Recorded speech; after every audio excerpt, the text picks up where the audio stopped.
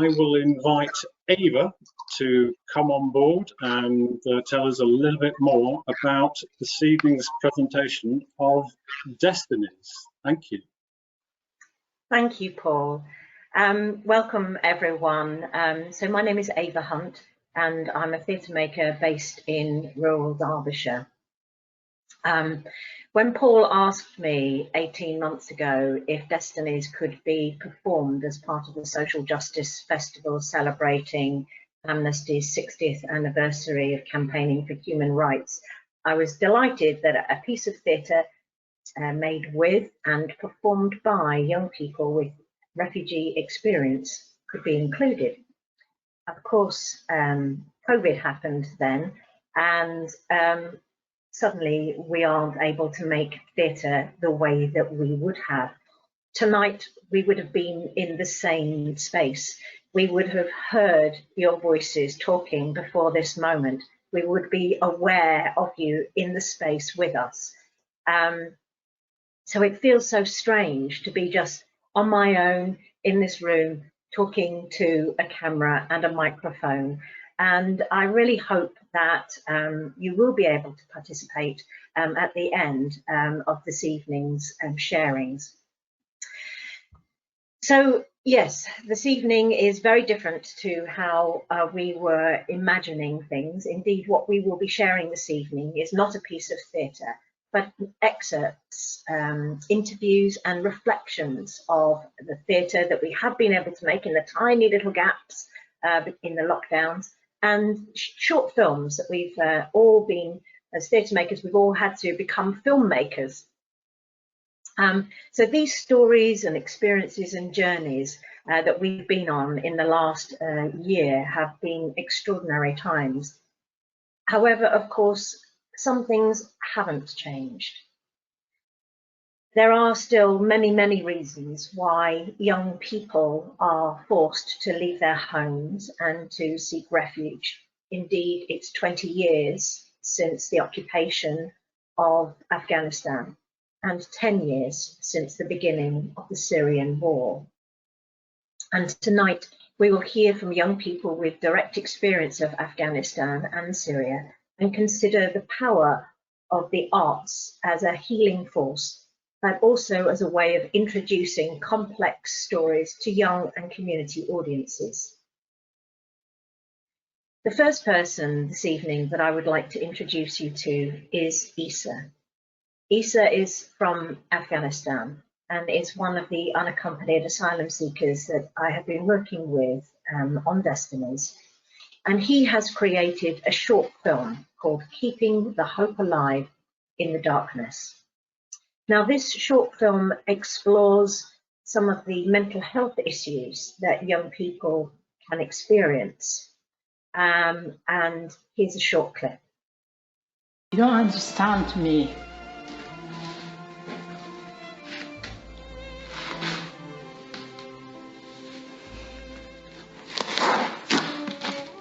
You know,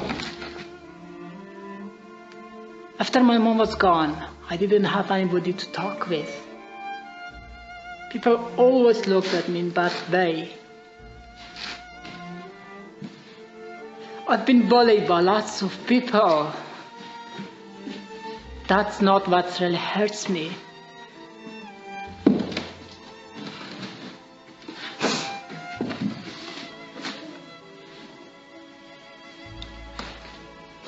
But the thing is, really hurts me that I've been bullied by my own father. My own father didn't accept me. And I decided to run away from everything that I was in. I thought if I ran away from here, there would be a good place and a good people out there. But I was wrong. I was wrong. There was worse people. People who abused me and bullied me.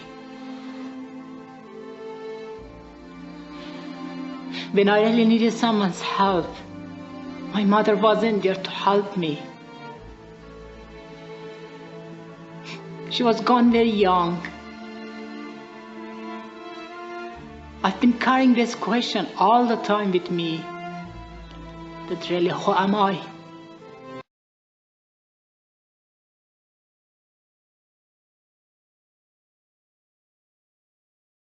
So as you can see from that very short clip there, it's really powerful material.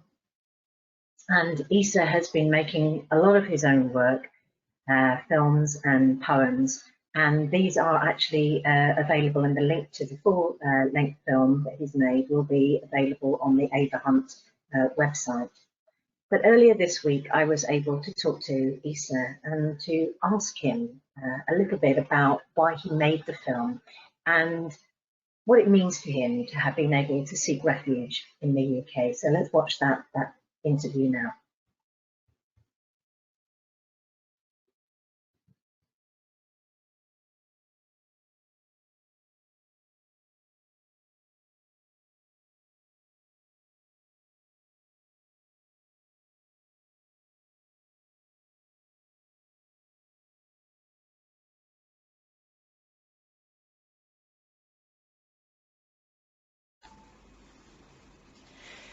So Issa, why did you want to make the film?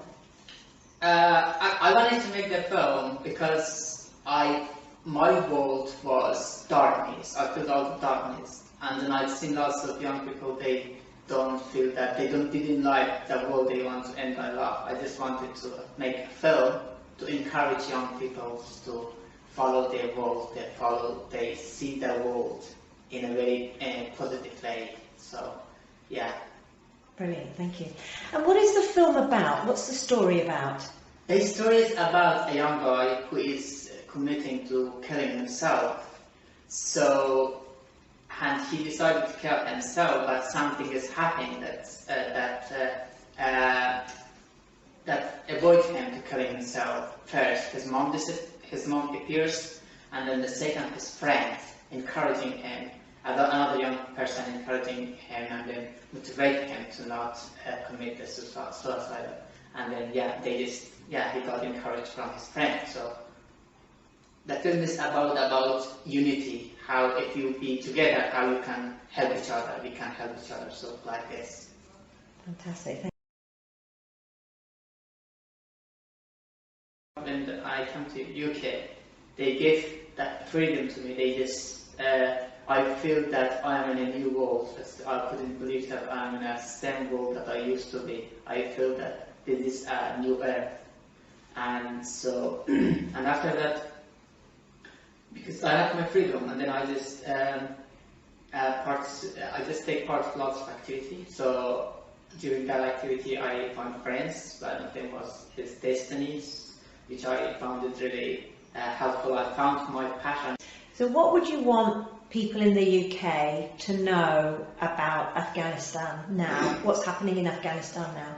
Okay, I would really appreciate from these people if they acknowledge us for who we are, not for what's happening in our country. Because I know I acknowledge that in Afghanistan is every day people have been killed with no reason. So a couple of days ago.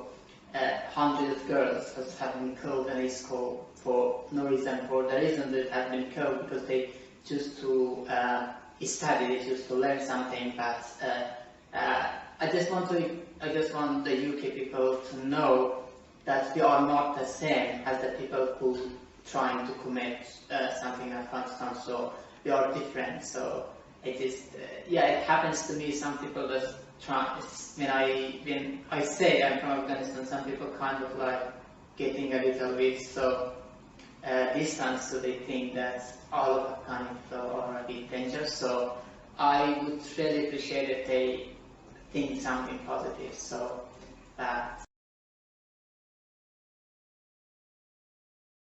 okay, social justice is a big word for me, because social justice is something that every country in the world, all of the people needs.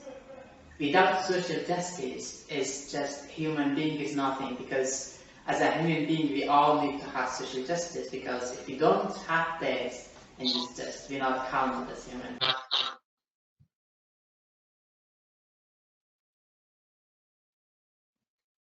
I think what's really interesting from that interview with Isa is that he kind of hints a little bit about some of the reactions that he's received from people in the UK.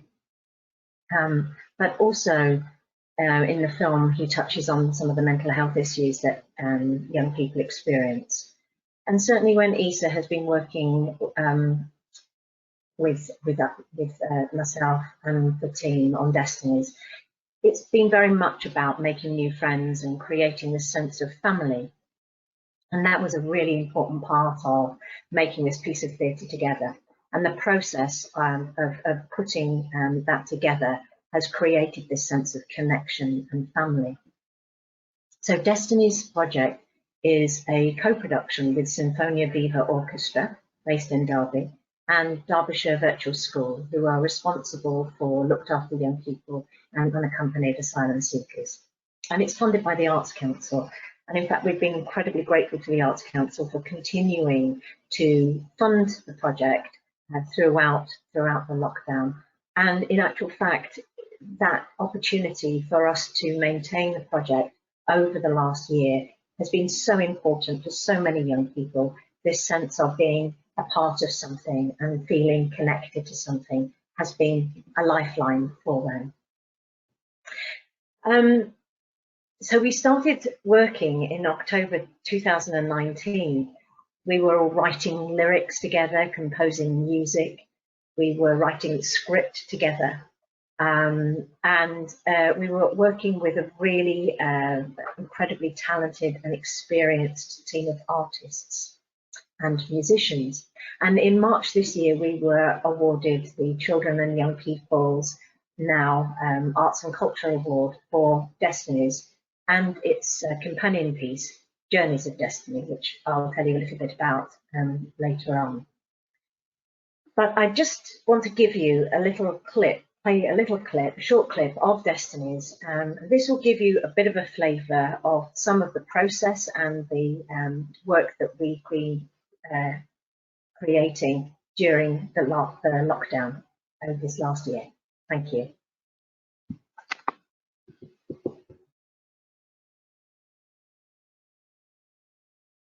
I think if let's say if we make we make an idea up together, and then we both agree on it, and then we do it, and then we're all fine with it and all that.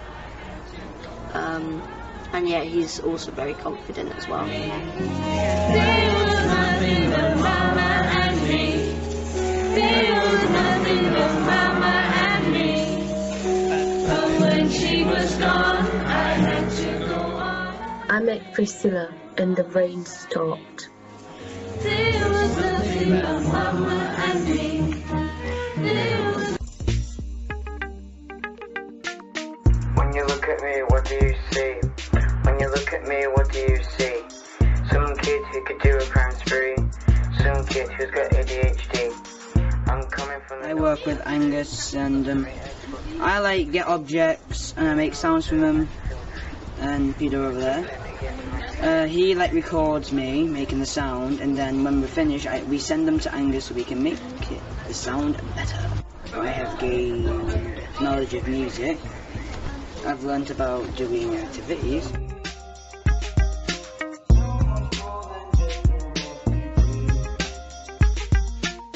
Don't look down your nose at me. All these people here, they agree. It ain't easy being someone like me. You see that I'm a VIP. I'm here on the streets of Derby, in a crew of escapees. Don't want to be a detainee. Don't look me up, throw away the key. You see that I'm a VIP.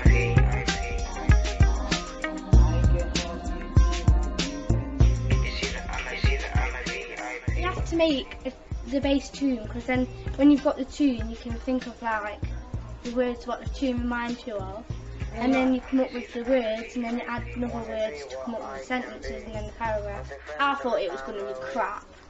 I thought it was just going to be some random people trying to put a song together, and they're just really bad at it. But they're actually not. They've actually got some good people. Raph is really good at music and all that. I wrote a short story, like a poem, but then I turned it into a story called Away, and I think I quite enjoyed it because it gave things from like a different perspective of mine, and I don't know, but I just liked it. I really enjoyed it, and hearing some of Winnie's writing as well, I think it's also inspired me to do a little bit more of my writing. Probably the acting.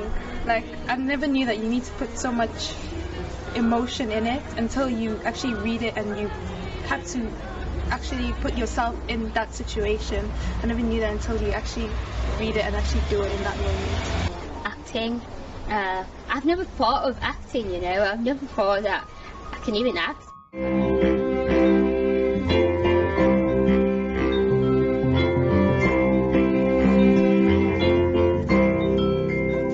So we will rise, so we will rise, yes we will rise. At night we all dream of places we have been, things that have happened to us. Priscilla and I are friends now, and better to be friends together than strangers alone. So we will rise, yes we will rise, yes we will rise, yes we will, yes we will, yes we will, yes we will. Let us all, let us be free. Let us all, let us be free. Let us all, let us be free. Let us all, let us be free. So we will rise, we will rise. Yes, we will rise. Yes, we will rise. Yes, we will. Yes, we will. Yes, we will. Yes, we will. New inspirations, new motivations, new aspirations, new determinations, new chapters to our lives. I thought it was going to be crap. New chapters to our lives. New chapters to our lives.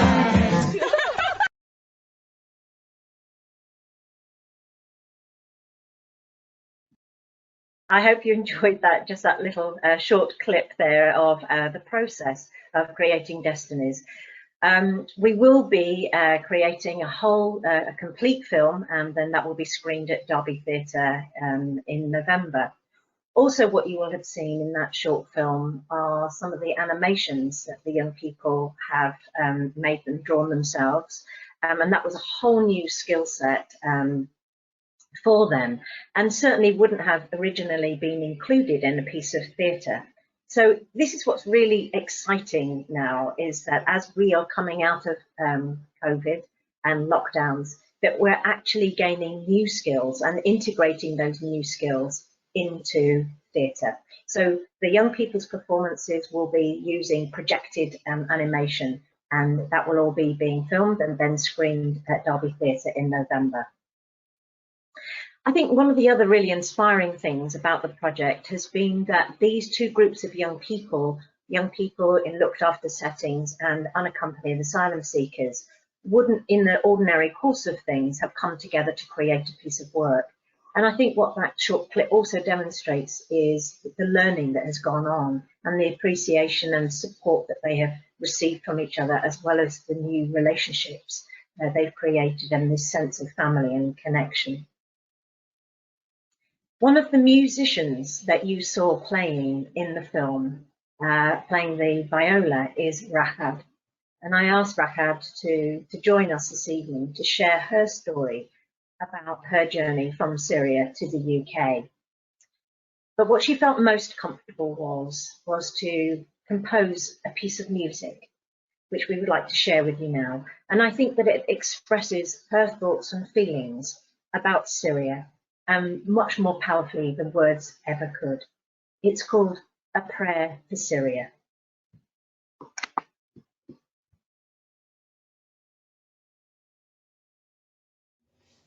This is an improvisation, a prayer for peace, for humanity, for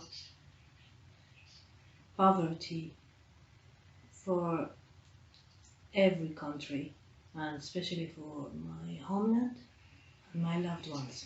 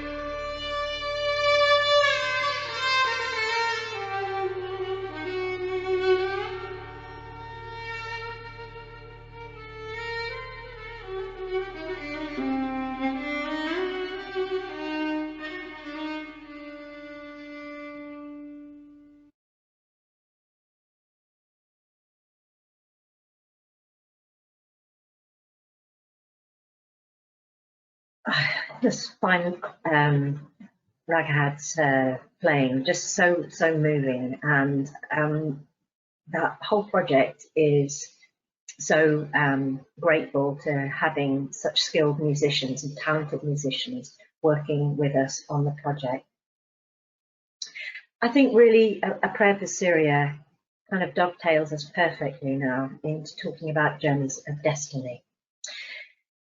So this kind of goes back to my journey too, that in 2016, I knew I wanted to make a piece of theatre about people who have coming from a refugee experience. Now, back in 2016, as you will probably remember, there was reportedly 65 million people in transit around the world, and the UK was caught up in campaigning for Brexit. And there was this increasing sense from some of the media that this country was full up and couldn't offer sanctuary to people. And one of the challenges of making theatre about refugee stories is that actually sometimes only people who are interested in the refugee experience go to see that theatre. So we're kind of preaching to the converted in a way. And I was much more interested in making theatre and telling stories of refugee experiences for people for whom they were maybe reading a different narrative or being made aware of only one version of reality. So these echo chambers that we seem to increasingly live in prevent us from entering into any true discourse. It prevents us from understanding there might be a different perspective, a different experience. So I was interested in creating a piece of theatre that would play to those audiences who are unfamiliar with these stories. And I was researching Journeys of Destiny with a writer and composer called Craig Christie. And we were working together in Melbourne. And during that time, this huge story came onto the news, initially onto ABC News in Australia, but actually the story was broadcast around the world. And it was the story about Saad al-Qassab. And in fact, we contacted him and he was willing to share his story with us. And what we did was we created a piece of theatre that would go into schools in Derbyshire and in the East Midlands. And the idea was that this piece of theatre, Saad's story, would perform for 10 and 11-year-olds in primary schools who were just about to go on their own journey to secondary schools. That the young people would be involved in telling the story. So we would rehearse with them in the morning and then they would perform alongside the professional actors. And then at the end of the day, we would perform this piece of theatre back to the whole school and to the parents of the children. In fact, let's just watch a clip of Journeys of Destiny now.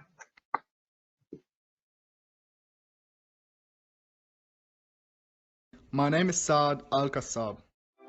If you are told something, you should make sure where it has come from and why you have been told before. Hey, you're just like me. Hey, you're just like me. Hey, you're just like me. Hey, you're just like me. Hey, you're just like me. Hey, you're just like me. Hey! I really wish for Syria, my country of birth, peace. Hurry up, it's time to go. I'm living with my family in the city of Homs. We are in many ways happy, but there are protests on the streets and the government are even using guns against them. But there are still schools and there are shops, people trying to get on with their lives. As a kid, sometimes you don't really understand. Freedom! Freedom! Syria's President Assad started to drop bombs on us. Our old school became a refugee camp for people running away from the war. It was too dangerous to go to school, but we could still go to the scouts. Are you hungry? I'm right, but Miss Hadley needs her dinner.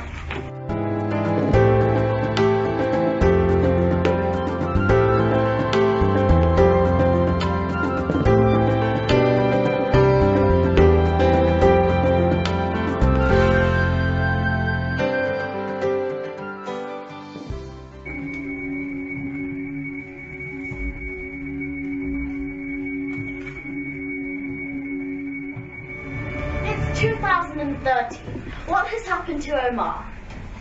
After many months, Omar was released from prison. He had been beaten. Thank you.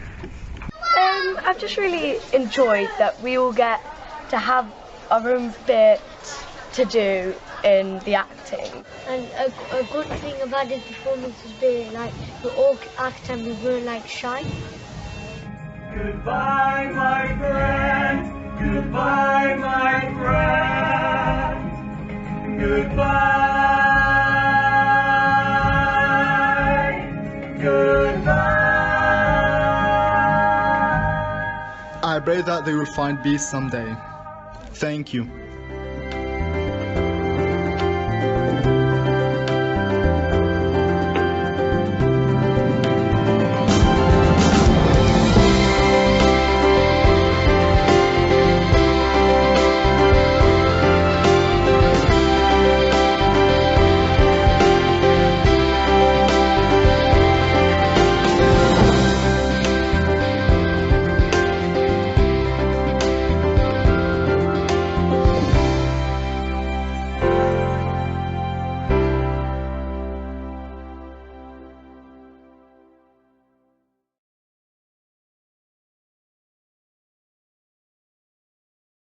So just a short clip there from Journeys of Destiny, which told Saad's story.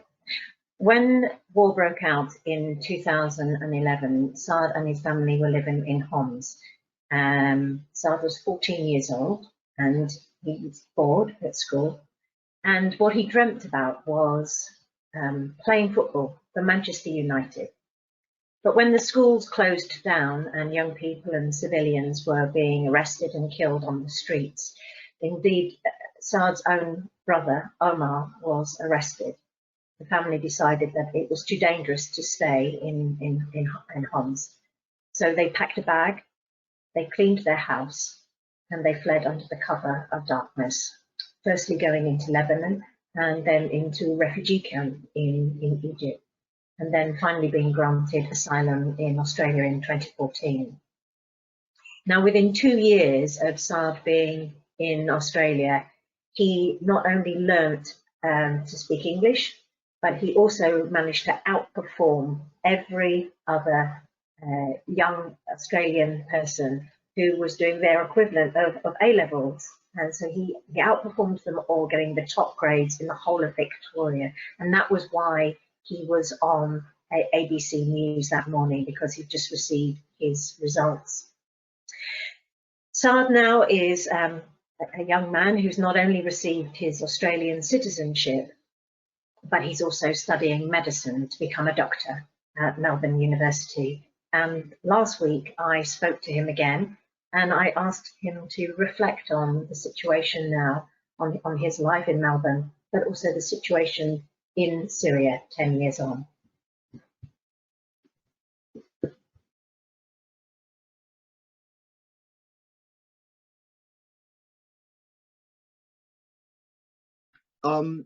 When I was in Syria, so I lived in Syria, as you know, yes, for over 2 years, so around 3 years during the war, and studying medicine was not like something like a dream for me as I was growing up, but then during the war, it really started becoming something that I really wanted to do. You know, seeing people dying around me, seeing people in their most vulnerable state, and instead of, you know, and they just like face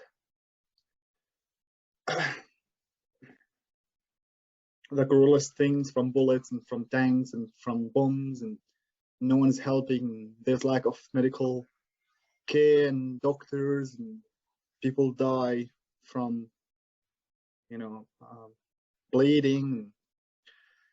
So like, and then, you know, seeing few doctors who they were working 24/7 overtime, you know, not expecting any money, doing it, just volunteering their time, risking their lives, kind of opting in to go to dangerous, besieged, bombed places, and yeah. And some of your family still living in Homs, aren't there? yes. And do you hear any news from them? Do you know how they are? How are things back in Homs? Right.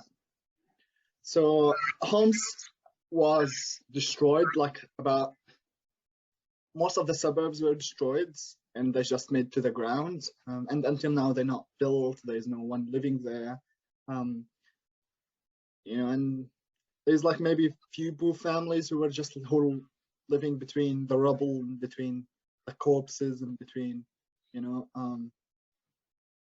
things like this. No electricity, no water in those suburbs, and so those were pretty much the majority of homes that was sieged and shelled. There's a few suburbs, about 3 suburbs, which have not really, were not part of the siege. There's like people who still live there, and some of my family who still live there. And it's dangerous, you know, like you get government gangs who are supported by the governments, and government funded gangs, Syrian government funded gangs, who like arrest people and ask for bounties for, you know, not bounties, sorry, for like money to release people and things like that. So it's dangerous, and yes, or and it's they've stole everything. They've destroyed the economy, the government. Now someone who works for a month will probably earn about $20-25 dollars, for which they would probably only buy couple of kilograms of sugar, and yeah, it's devastating. People living with memories of what happened and seeing, yeah, it's very bad. The government really cracked down and destroyed the country on top of us, and the world did nothing to do it to help us. But it's very devastating to see how such a good community, such an educated community, has been wiped and now replaced with, a generation that only seen war, that have only seen cruelty, and are living on poverty and no education, and poverty does change people. The 10th year anniversary of the start of the revolution, the Syrian revolution, and what people might call the Syrian civil war, or when it started as a revolution, and they really should have done work by the international community, should have been done much earlier to kind of stop life, the loss of life, and stop them from killing us. And at the start they were killing us, but they were looking outside and seeing the reactions from the world, and when the world did nothing and gave no reaction, they just kept on going. And I think now what could be done is kind of helping the generation, the new generation that knew nothing but war, with education, with helping the people who are still in refugee camps, who are wanted for the government. And every second day you get a video from a government official or from a commando saying that we're waiting for you to return, and we'll be sure that you're going to be slaughtered. So these people, living in the worst situations, but they know that if they return, they're going to be tortured before they get slaughtered. And they feel the torture, they don't feel the slaughter. So that's the way that people start thinking now. They're not scared to die, but they're scared to live the period before they die. So I think just the fact that there are people who think this way in the 2021, we have failed to, as international community, to kind of stop that from happening, at least to help them, to give them a new land, a new home. And trust me, people who have no home and they get a new opportunity, they will hold on these opportunities with their teeth, and they will do their best to actually do well. And lots of my friends who most of the Syrian people who came here as well to Australia, and they're not many, unfortunately, but they came during the war. They've done so well, and sometimes I feel guilty because I was the poster boy, if you will. But lots of my friends who've done, really well, and they learned English, and they got to university, and they studying, and they volunteering, and they giving back, and lots of people who opened their new businesses, and they added something different. So you know, I think that's something that we can do and we should. But hope is such an important thing, isn't it? You know, we've got to believe that there will be an end to this one day, and that we can create a difference. We can make a difference. But I'm still thinking though that perhaps it has to come from the outside, because it feels like the war is so permanent now, or not permanent, but it's so intractable.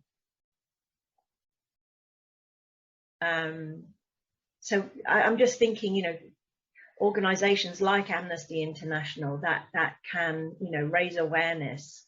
You know, what else might the international community be able to do now to you know, bring people back to the table and to get discussions for peace? What you know, how can we do that? I think it's really important to advocate in like societies that have the ability to make change. You know, and one thing that I've noticed is, like, I've been doing public speaking and advocacy work in Australia for the majority of my time here, and it's very surprising that people don't really know what's happening.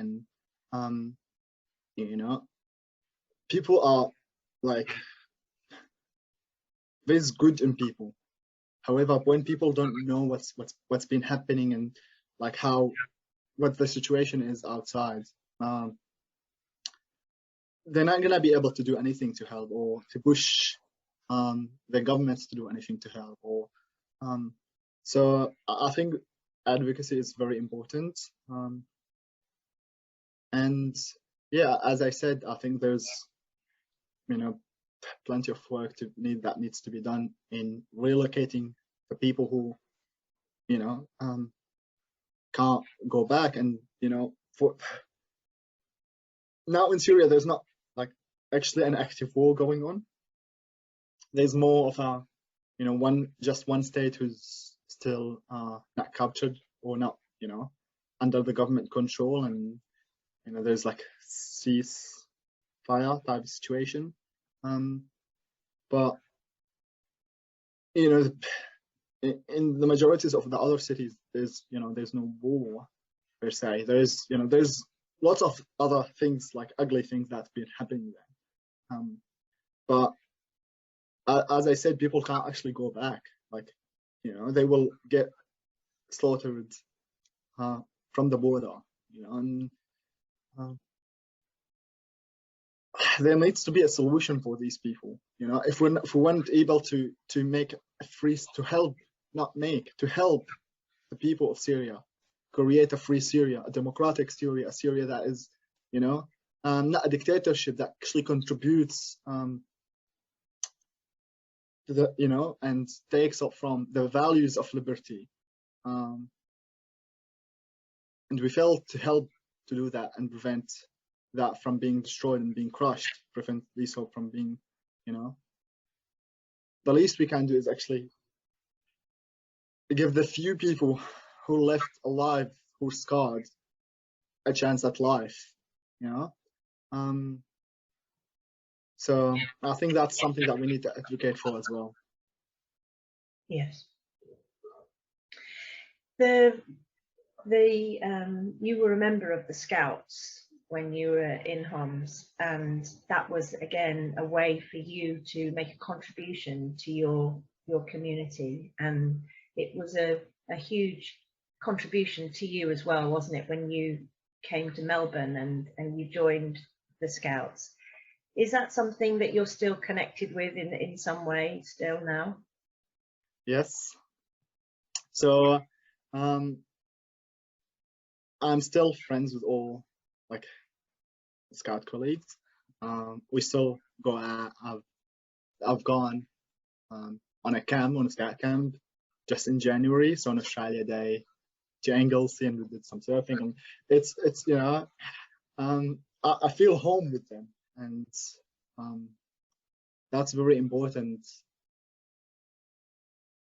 If you see something wrong in this world, we must do something about it. It's either with our hands, or if we can't, then with our words, then if we're not able to, at least with our hearts.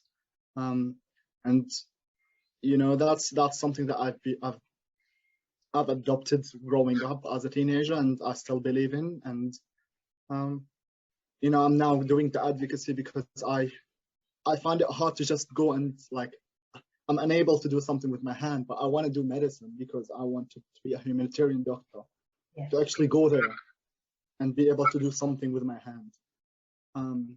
So that's, you know, that's, I just wish that everyone could, you know, just say something if they see something wrong, or and maybe if that happened, if enough people did it when the shooting started, who knows, maybe over 1 million people would have been saved. So yeah. But thank you so much for having me, and thank you so much for talking and giving.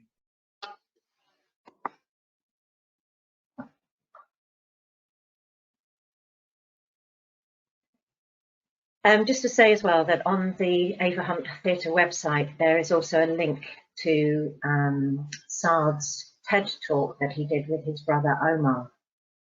And I'd just like to bring the evening to a close now by asking Kareem to join us. So Kareem actually played Omar in Journeys of Destiny. And this is your opportunity to ask questions of anything that you've seen this evening, or ask questions of Kareem. We've got a little bit of time left. Thank you so much, Kareem, for joining us this evening. I just wanted to ask you a little bit about, you know, what that experience was like for you touring that show with Saad's story around Derbyshire schools, and what the reaction from some of the young people was towards the production. It was a great production to start with. It was very interesting to play such pivotal roles as well. Me and my fellow actors as well at that time. Working with the kids was just a blessing, because it was such a powerful moment for me personally in my career as an actor, and for me on a level, well, personally, I am also a refugee from Syria. So for me, working with them, I was able to kind of like bestow some kind of knowledge about the journey we kind of had to go through to get to where we are. And it's not a journey just made by one person at a certain time, in a speck of time. It's a journey made by many people over centuries, and it keeps happening, where many people have had to seek refuge in a different location because of, you know, what happens back home where they are. The expressions that we got from the kids were adorable, and also very sobering, because I remember there was one person who said, "I am 10 years old. Are you saying that the war has started before I was even born?"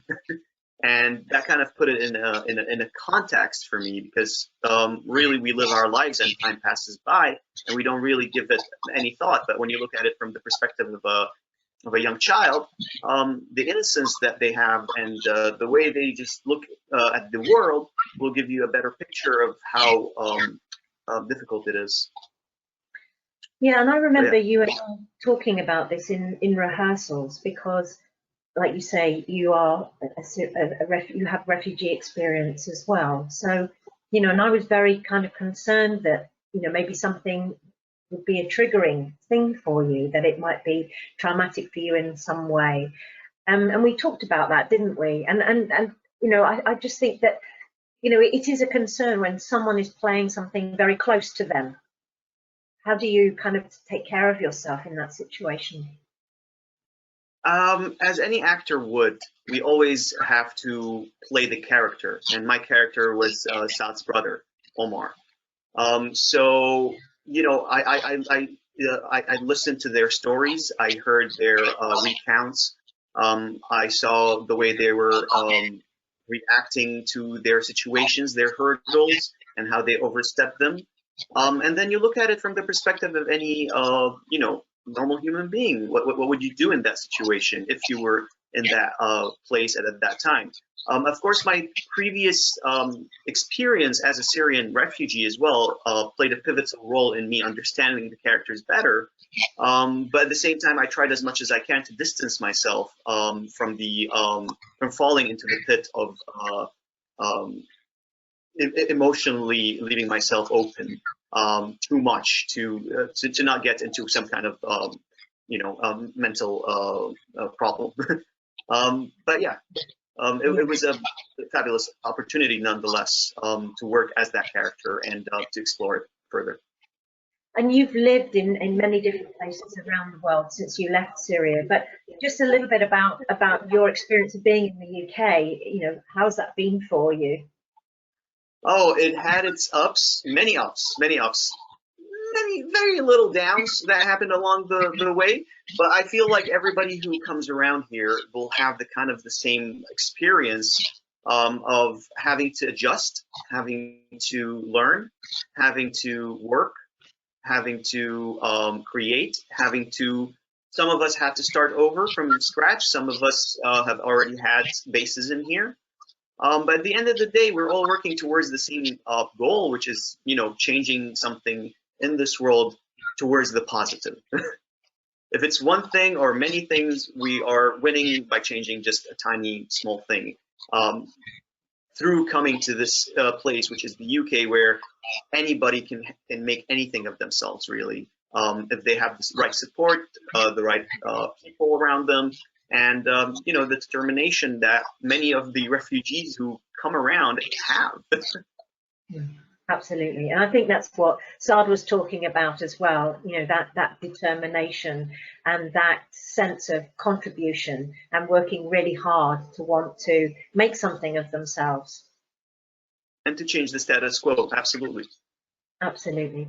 Well, I think that really kind of sort of leads on beautifully to all of us now thinking about what we can do as part of Amnesty International and what can we do to make a difference. So I'd now like to go to the country coordinator for Syria for an Amnesty's call to action. Thank you. Thank you, Kareem. Thank you.